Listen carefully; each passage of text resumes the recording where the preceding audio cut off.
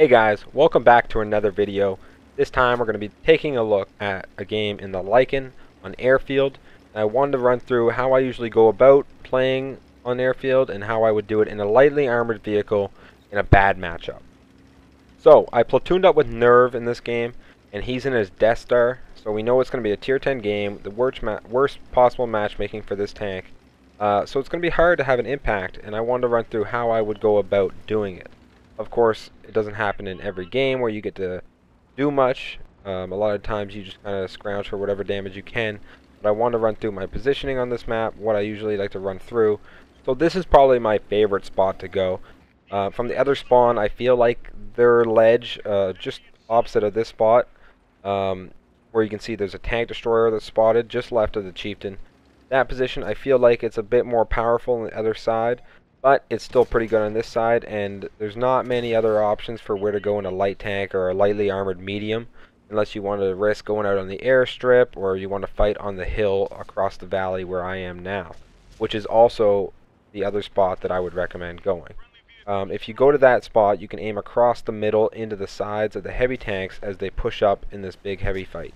But I took this ledge, extend some view range down the middle, pop some shots if I can, but then I realized quickly that I'm not going to get to do anything. If I poke that corner, the heavy tanks are going to wreck me.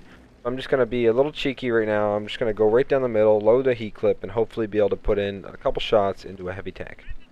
Luckily for us, this E75 seems oblivious to what's going on, and he drives out sideways onto us, and we manage to get a few shots into him. We don't want to risk going around the corner to try to put in 2 more shots. We probably can't even penetrate the front of the E75 once he gets to that angle anyway, and the chieftain and whatever other vehicles are back there, including tank destroyers on the far ridge, would be able to wreck us really quickly. So before we made our move on that E75, I mentioned the middle hill and how I would recommend it as the second spot that I usually go to if I'm in a medium or a light tank. And it's because there isn't many options on this map to extend view range. If you go to those ledges and spot over the middle, or you can get up on the hill, take a peek, and maybe you can spot some tank destroyers sitting near the towns at base. And what that place allows you to do is get shots into heavy tanks, as I said. But it is only really useful from this side. From this spawn, you have shots into the heavy tanks, and you can actually do some damage, help out your heavies in the fight. But from the other spawn, you're really useless. You're just trying to poke up, and like I said, you can extend view range, maybe spot some tank destroyers, but that'd be it. There's not much going on there unless there's another enemy tank in front of you and you can just fight against him, but that doesn't usually happen. So if you want complete map control from the other side, I would always go to one of those ledges. And from this side, you kind of have an option, depending on how many heavy tanks you have going to the heavy spot where I first went off the ledge and where I almost got shot by the chieftain. If you have a lot of heavy tanks heading over that way, I'd suggest you go onto the ledge. If you don't have many teammates coming this side, I would always go to that hill, try to poke some shots sideways, and then fall back if you need to. But from there, you can also play the view range role and try to help out your team as best you can. So it's a good thing we dropped down off that ledge near the start of the game once we realized we couldn't really do much because their heavies and their mediums took that fight and they really drove our team back, and it's not looking that great for our team. We have a mouse there. We know he's a very good player. We know that if we can keep him alive, we have a much better chance of winning the games. That's why you see me hanging around here in case anybody pushes him, like this T57 Heavy and like the bat chat that was earlier. So we're going to try to do what we can, help him out as best we can, and then we realize that the grill's going to focus us and not the mouse. So we drop down, try to get a reload off. We still have heat loaded. We don't really need it if we're going to have to shoot at the grill, but I don't think he's going to be alive anyway, and we don't know what other heavy tanks might join in from up above. So getting those 2 tier 10 tanks out of the game is huge for our team's chances of winning the game. We know that our RU-251 that's still alive is also a very good player. So we're going to try to work with him and make a move on this VKB. I got a heat clip loaded still, so it's good for the VKB. We're going to go right in, bounce the first shot because we're getting sloppy, we're auto-aiming. We get his side, and then we're just going to drive away. We don't want to go back the other way because we saw that tank destroyer. We saw him shoot at us, and that's basically the reason I didn't stick around to put in the other 2 shots.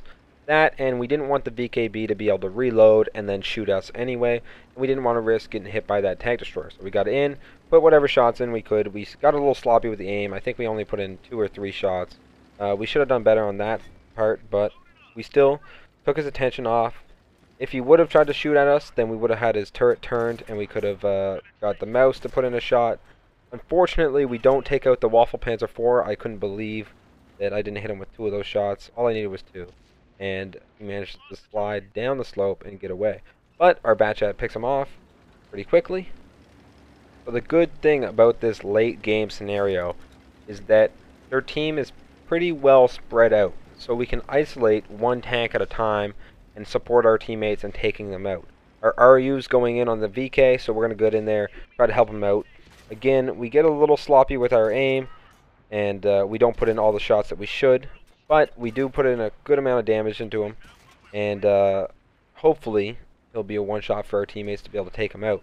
We noticed the Conqueror right above us, so we're going to get down underneath his gun, make it a tough shot for him. We're very lucky not to take one, though, and we're going to try to get back into our original position behind the mouse, try to support if anybody pushes. Looking back, we might have been able to take out the VKB entirely if we would have just gone around the corner and put the next 2 shots into him. But once again, we were worried about the tank destroyer above, and we didn't want to go around the corner and expose ourselves. So we run into a full health light tank. I'm not sure where this little guy has been all game, but now it's just a trading between autoloaders. And lucky for us, he goes up on the ridge for some reason, and his gun elevation isn't good enough to be able to aim up at us, actually, and we are able to take him out completely. So now the enemies are down to 2 tanks, and we know the Conqueror was last spotted in the middle, and there is the Waffle E100. We are lucky to get 2 shots off. He looks over at us, he misses, and right now Nerve's saying, don't do it, and I did it, and I got a little cheeky, and we're lucky that he only blows his tracks off. But I was hoping that I would be able to put in the 1 shot and finish him off before he'd be able to fire back. Lucky, our Batchat takes him out, though, and now we know where the Conqueror is since he steps on our base. We're going to go right up the middle. That was the plan, or go far right. But then he spots us, and we don't want to eat a shell, so we take a hard left. And right here, I make a bit of a mistake. He has me spotted. He knows I'm going this way. I should turn around, go back to the middle, if I was thinking it through better. But at this point, I didn't really care, I don't think. And lucky for us, I guess he didn't either. And he still has his side on to this area. So we're going to dump our whole clip. We're aiming for the engine block. Always aim for the engine blocks if you have the side of the tank. Or if you know where the ammo rack location is, then do that as well. But we set him on fire, take him out, and end a pretty nice game as a bottom tier light tank. So we end up with a nice result of a few kills and just under 5,000 damage. And since it was a tier 10 game, we get over 2,500 base XP. Thank you for watching. I hope you enjoyed the video, and if you're struggling with Airfield, hopefully this helps you out a bit in how to go about it in light tanks and lightly armored mediums.